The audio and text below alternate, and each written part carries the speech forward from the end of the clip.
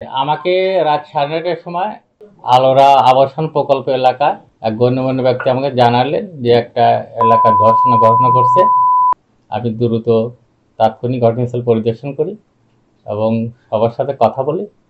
কথা বলার পরে আমি তাদের থানায় আসতে বলি এবং একটা ভিকটিমের বয়স 7 বছর আর একটার বয়স প্রায় 7.5 বছর।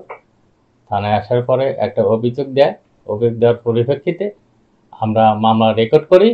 রেকর্ড করার পরে আমরা আসামি গ্রেপ্তারের চেষ্টায় আছি।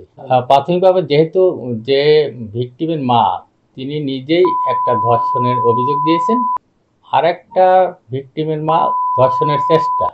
ভিকটিম যেহেতু দুইটা, ওই আঙিনায় আমরা অভিযোগ নিয়েছি এবং তারই ধারাবাহিকতায় আমরা মামলাটি রেকর্ড করেছি। এখন আমরা দ্রুত আজকেই জিয়া মেডিকেলে পাঠাবো, ভর্তি করবো। ওখানে আমাদের এসআই রোজিনা খাতুনের মাধ্যমে ওখানে ভর্তি হবে।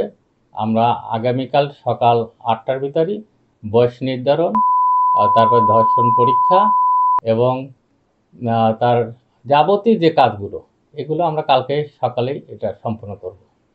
আমরা আসামি গ্রেপ্তারের সর্বোচ্চ চেষ্টায় আছি।